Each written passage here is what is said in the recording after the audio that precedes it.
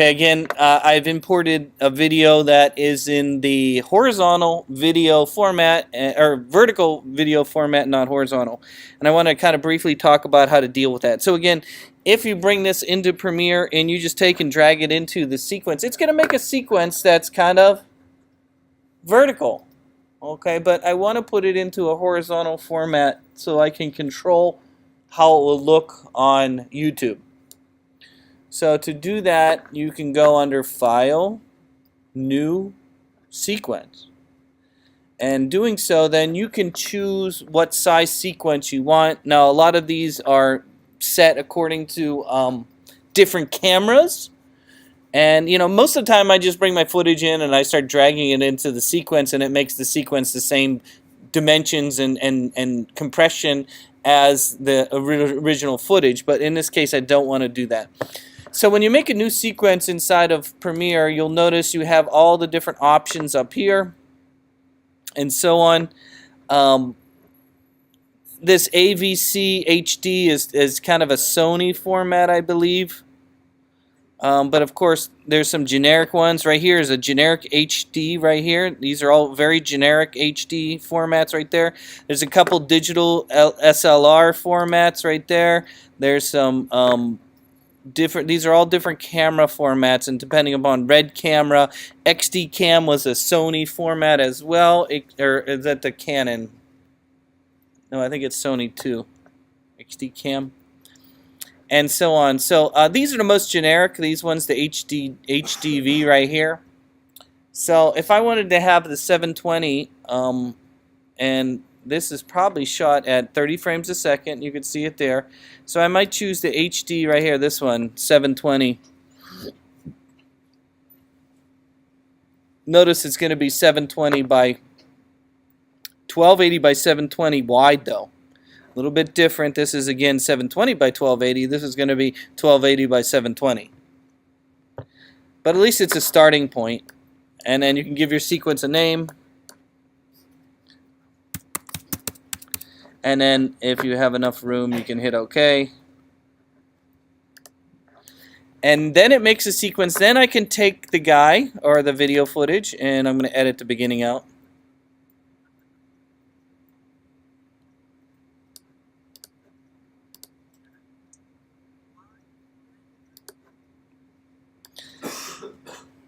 Okay, so I'm going to go all the way to the end here.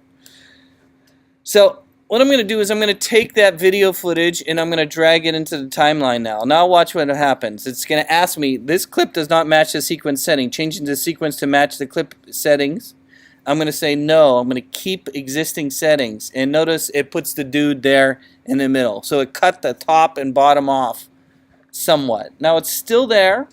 I can come up here to this window and I can go into my effects controls.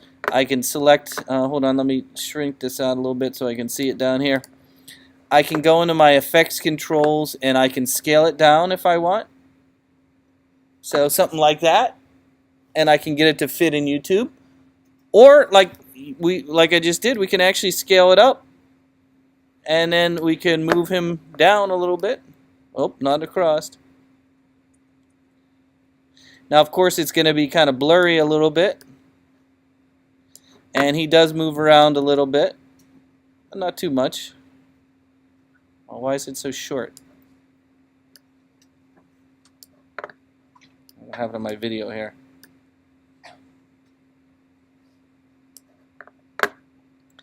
So again, oh, that's not too bad. That's not too bad. And so since I zoomed in a little bit on it, I might consider sharpening it because I just kind of blew it up a little bit, right? I made it a little bigger. So under the effects option, underneath the video effects, there is one for sharpening.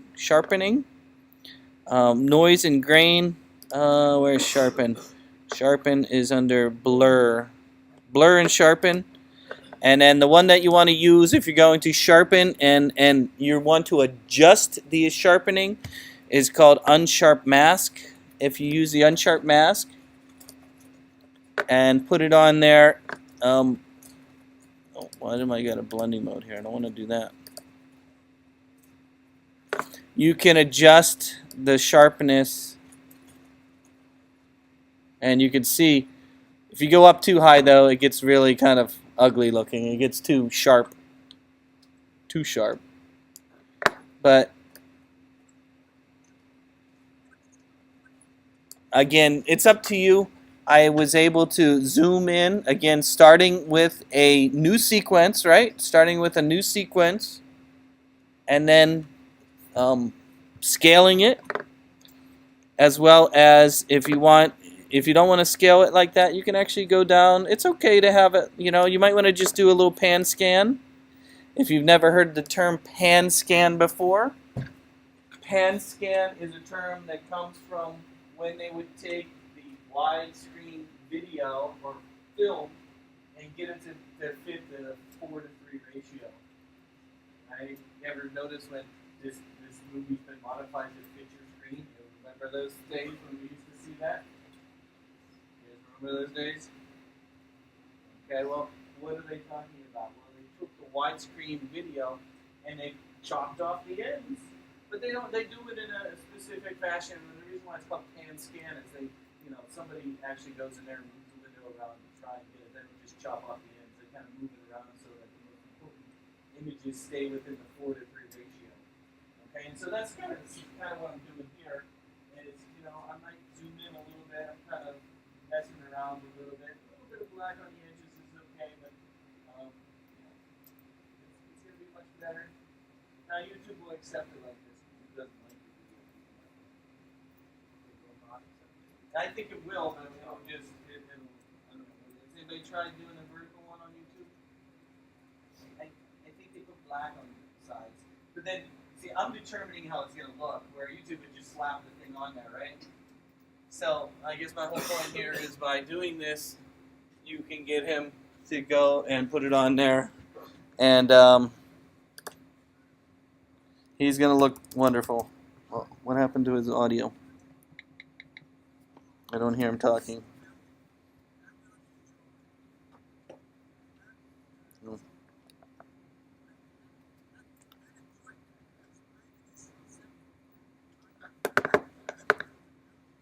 If you ever get to come to the art show, this is the second time I've seen him there at the Rotary Art Show. He's Korean. But his paintings are phenomenal. I love his paintings. And he's really an interesting guy to talk to. So if you ever come to a Rotary Art Show, look for him. Look for his paintings. And I think the reason why I was talking to him was like, this would be great here in that new art and design building. I'd love to buy some of his paintings and have them around this building.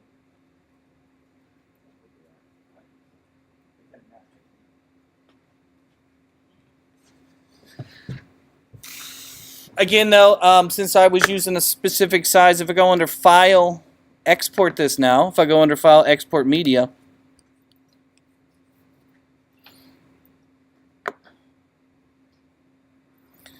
Notice how it says preset match high bit rate source, but if I change that preset again, I could go down to YouTube and I would use the 720 because remember I was using a 720 format, right? So that's what I would use.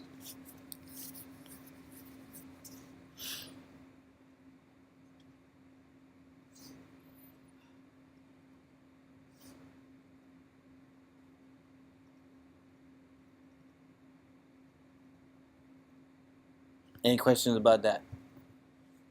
Vertical, make yourself a new sequence, squeeze it in a new sequence, and you can kind of scan, pan, move it around a little bit to try and get it a nice composition wise.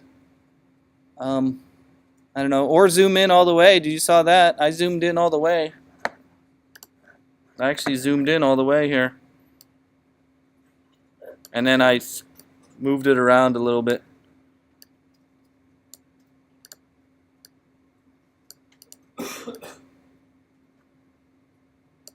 And that's not too bad. Oh, it's a little bit down too far. His mouth. There we go.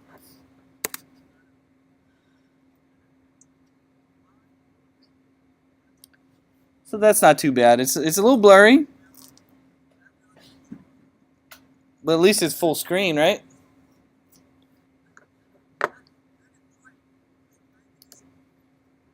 Okay, let's talk about Shaky video next. You've all done it before. You've all shot video with your holding your hand. It's just normal. Okay, I have a lot of shaky video. I try and hand hold a lot. Some ways to avoid hand holding shaky video, of course, would be to and if you want to try that, there is a folder. If you want to try what I'm going to show next, there is a folder on the Raskoff server.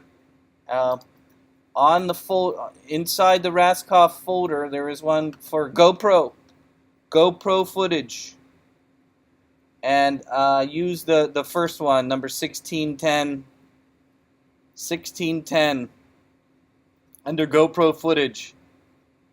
So if you log in, if you remember, it was Jay Raskoff. I can quickly. Here, I'll jump to this. So again, if you want to practice what I'm going to show now, if you go again to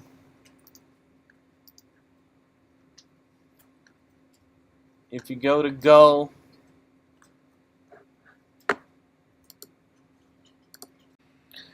Okay, so again, if we look at this footage, let me make it bigger here.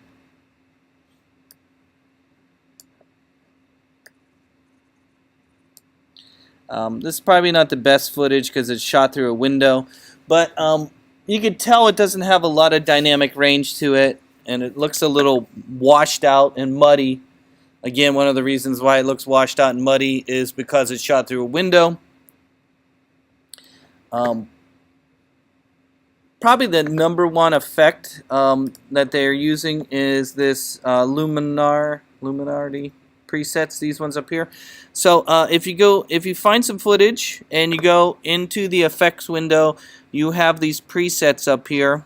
Okay, these presets, there's some basic ones here for twirl and stuff like that, but the ones right here for cinematic looks, a lot of them have pre-made settings for specific cameras. Like if you open them up, you open the twirl down window here, you'll see there's certain settings already,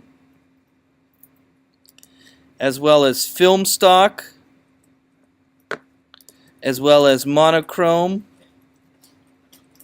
as well as speed look. So, and then again, there's Magic Bullet right here. This is Blackmagic Cine camera. So they have pre-made ones for cameras. Look, they even have one for the GoPro.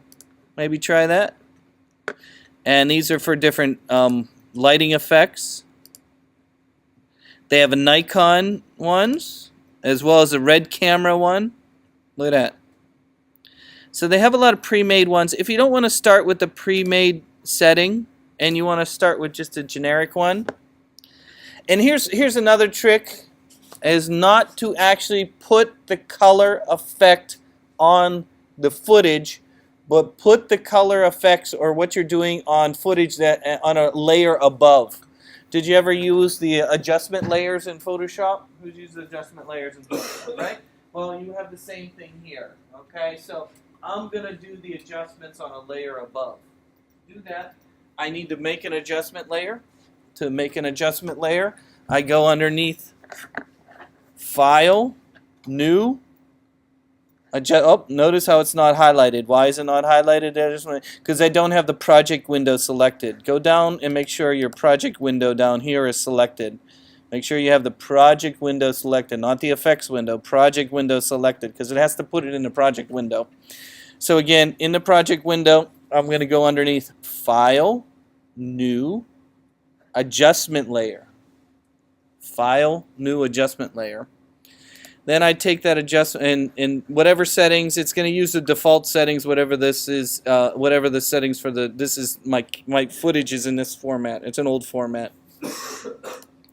And then I take that adjustment layer that it makes and I drag it on top. I gotta find it. I got too many things in here and going. And I take that adjustment layer and I drag it on top of my video footage over top. And one of the nice things about the adjustment layer as well as that is that you can have it on multiple. Let's say you have a whole bunch of clips in there. You can put the adjustment layer above and it'll affect all the video footage. right? Maybe I had more than one, right? So I could actually have two. So this is going to, so again, it's under File, New Adjustment Layer, and then I apply my effects to this, and it affects everything underneath it. Okay, so I'm clicking on both. This one down here. Then make an adjustment layer. File, new. You need to select Project Window first. Now go. No, that's fine. File, New Adjustment Layer.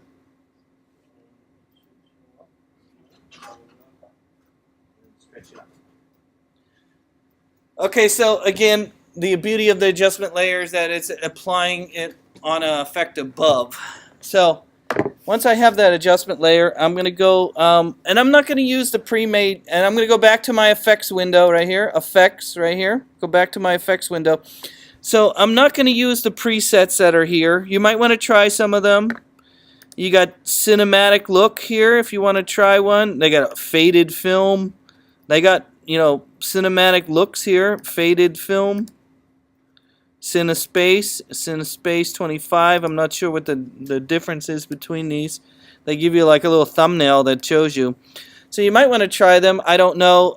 Again, these are presets that are under the effects window here. I don't know. You might want to try a Cinespace. Let's just try it. Again, put it on the adjustment layer. And then to do the effects controls is where you can do the effects control. Let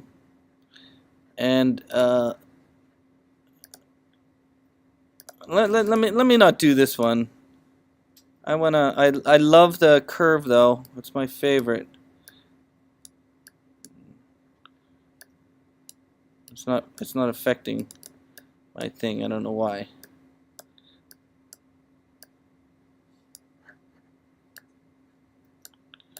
Why is it not working?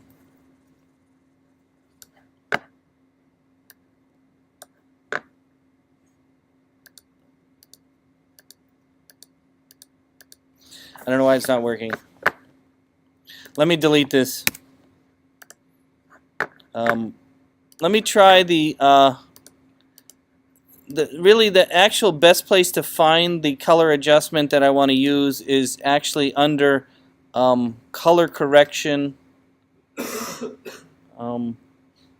This one, the LUMETRI color is underneath the effect under color correction, and I was able to put it on the adjustment layer. No, let me try that. And then put it on there, and then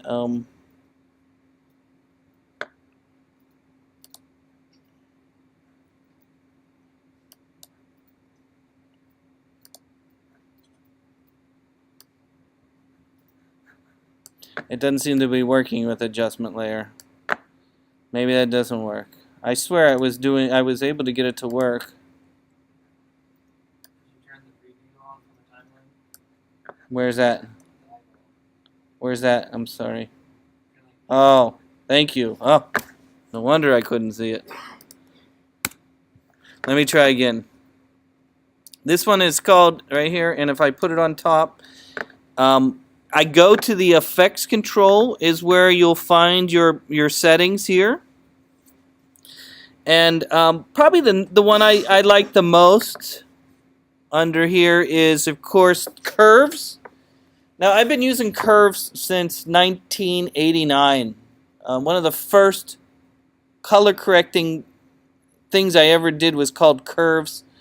And so curves has been around for a long time. How curves works, and so I'm going to put it on the adjustment layer above. I'm going to go to curves.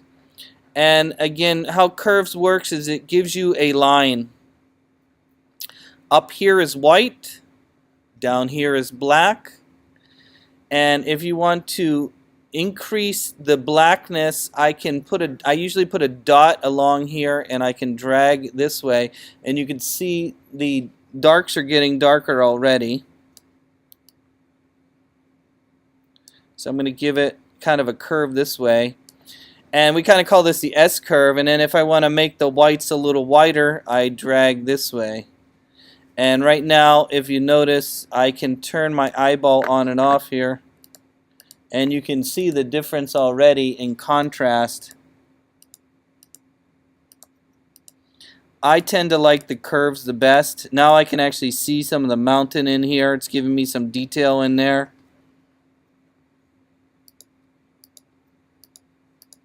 And so this is a typical S-curve for your color correcting, or at least this is more, I would say, not necessarily color, but more contrast. Now they do have a basic correction underneath here. Under the basic correction, they do have a lookup table here, and these are probably built-in lookup tables. I don't know what these ones are, but that's what LUT stands for, is lookup table.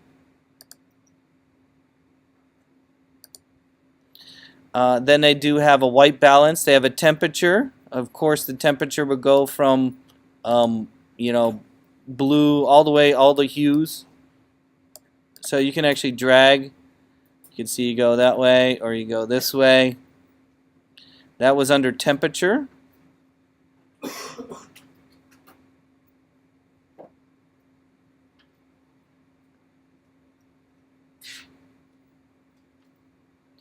Tint is very similar.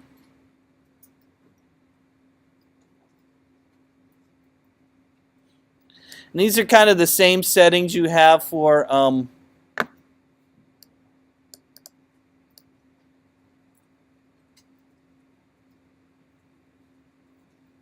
you have exposure.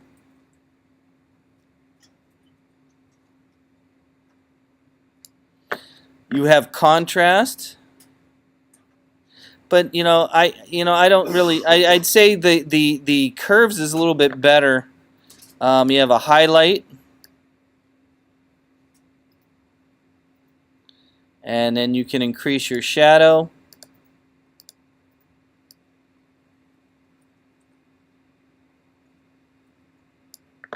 And you got whites, and you have blacks.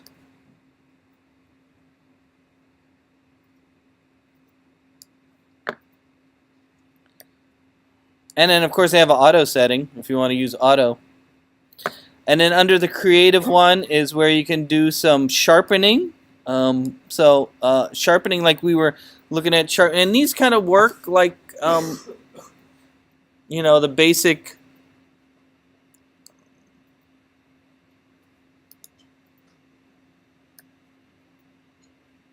So there's a sharpening one. Vibrance is kind of like saturation, but not as dramatic. Saturation would be the amount of color. So vibrance is kind of adding more color, but not as dramatic as saturation really adds color.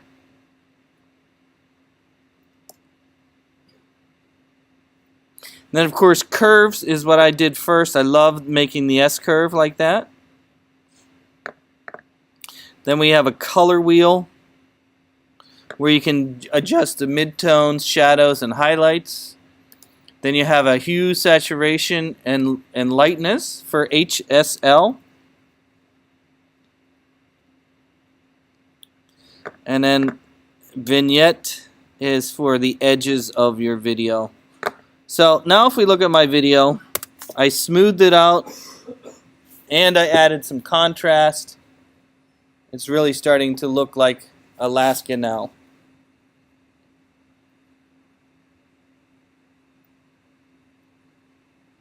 What do you think? Does it look better? So, with just a little bit of color corrections and doing so, again, it's on an adjustment layer. So watch what happens. Watch. I can take my video footage and I can stretch it out. And then I can take my adjustment layer and stretch that out. Oh, it's got to do... Oh, I forgot to put the stabilization on there. It has to do that. Okay, well, I don't think I'm going to wait for that. I'm going to turn that off.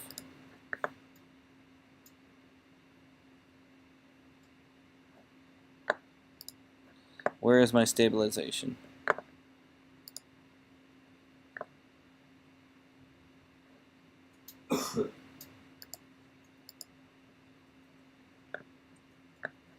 Oh, I gotta click on this. Let me delete that. Okay, there we go. But with just a little bit of color correcting,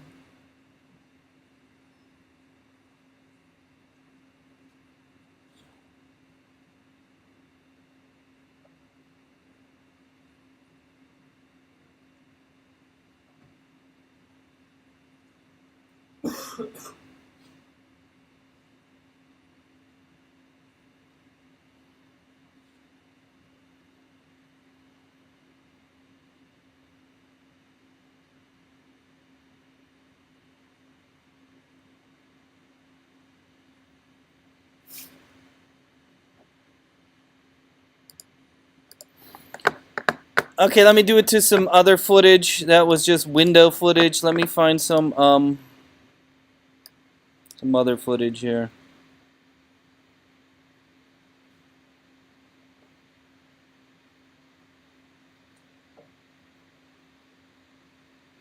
Let me do it to this muskox here.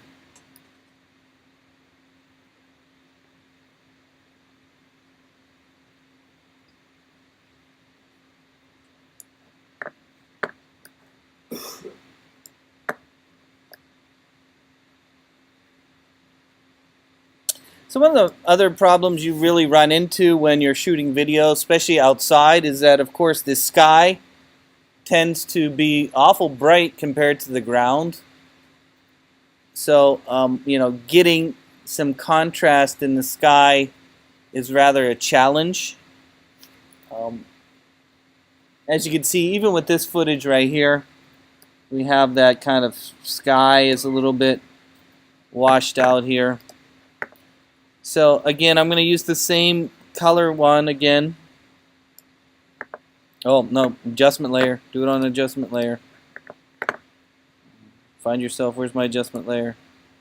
And you can just take the same adjustment layer and put it on top. You don't have to do another one. And apply the effect on the adjustment layer.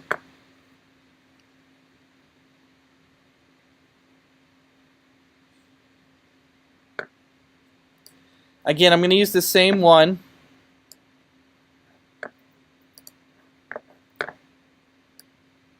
This time, I'm going to bring up a pop-up window that's going to help us. Okay, so to do the color correcting, this window is awful tiny, isn't it? It's kind of hard to do it in this little window, isn't it? Okay, so there is a pop-up window for this tool, and it's located under Window. And here it is. There's the color and a scope.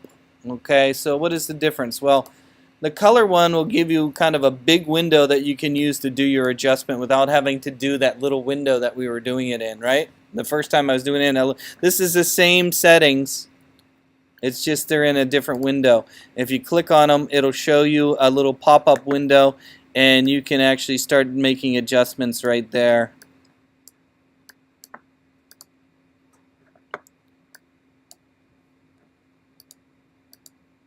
And oh, it's cycling through the different plugins. You see that? Look at that. With the arrows.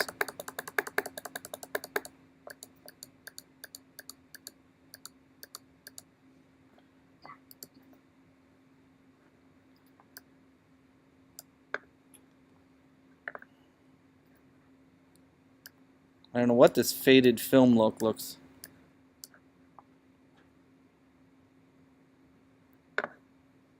I don't have a lookup table.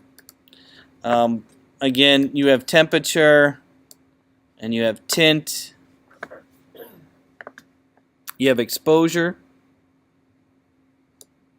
contrast, shadow. So to get this sky to come out, most likely what I would do is go to my color wheel maybe and adjust the midtones down a little bit. This midtone will start bringing some of this out in here.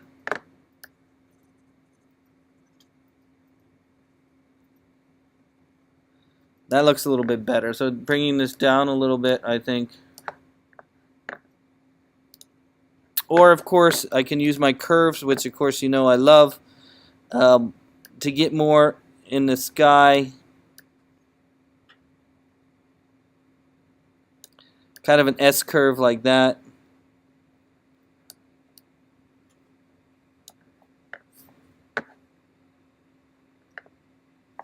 So that's one way. Again, there was a pop-up window. It was under window color. Okay, let's look at the scope and what is a scope next. So let me get another one going here. Let me get one more here. Let me get one more footage here.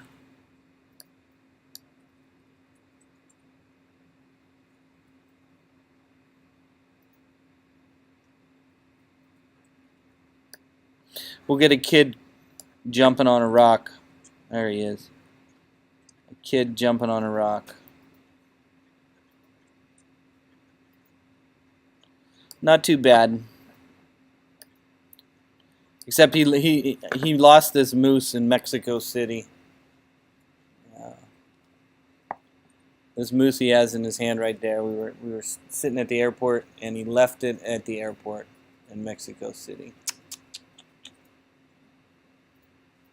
A year later, my friend was going up to Alaska, and Joe, and I said, go to this store and buy him a moose, and so he bought him one that was similar.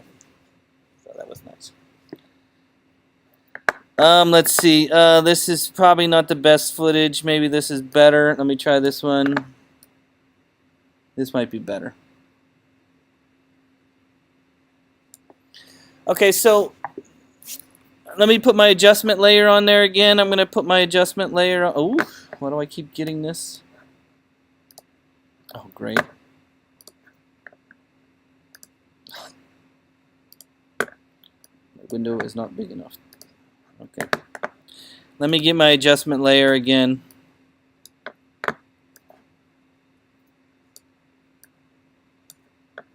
Let me apply my effect. Now, let's look at the one that says scopes. Okay.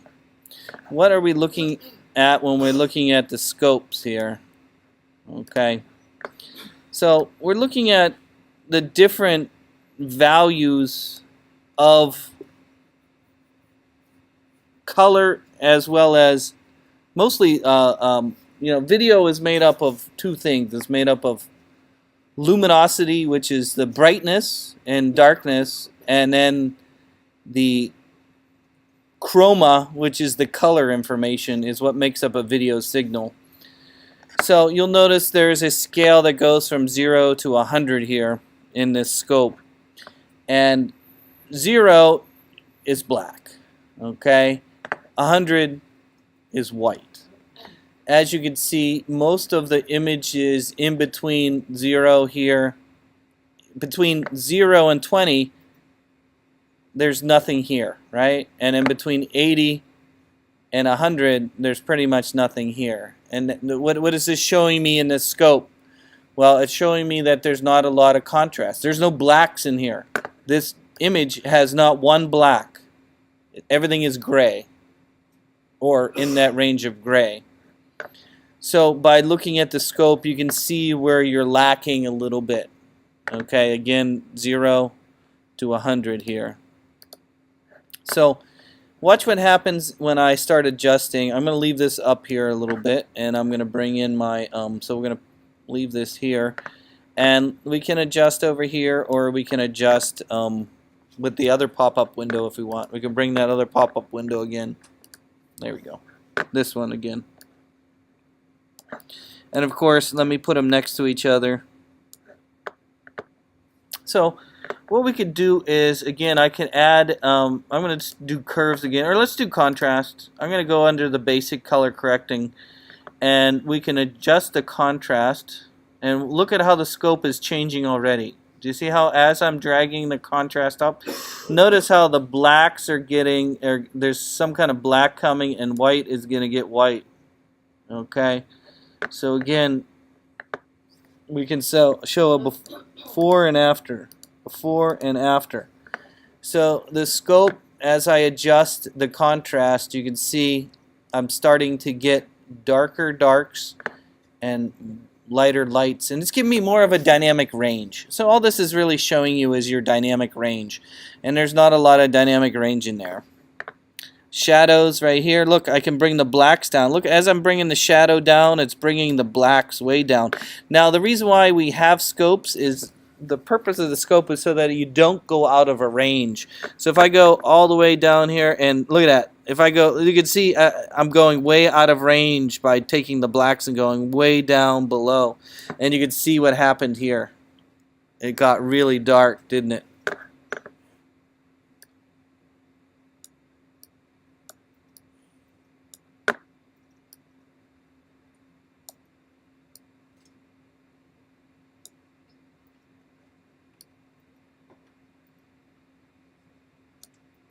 In fact, this is how we used to adjust video a long time ago, is we would look at the scope and make the adjustments from the scope.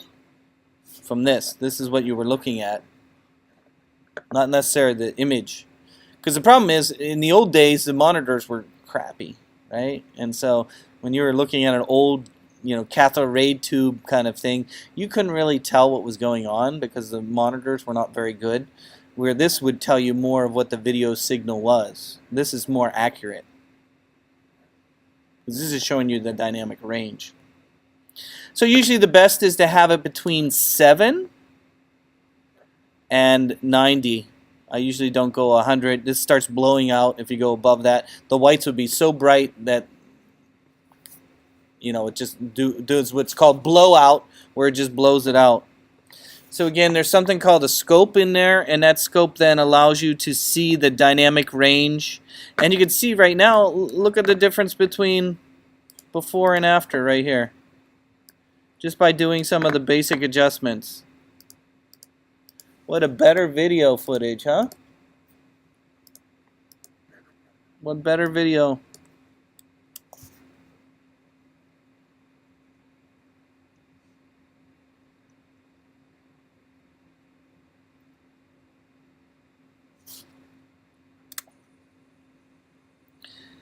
We made the video smoother with what tool was it called? I don't remember what it was called.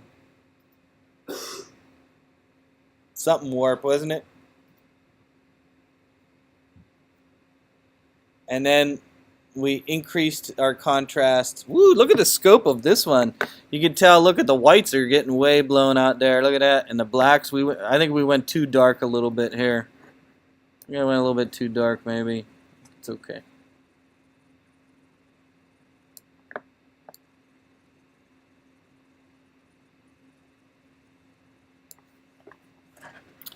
It's hard to believe there's still places like that, right? So dramatic.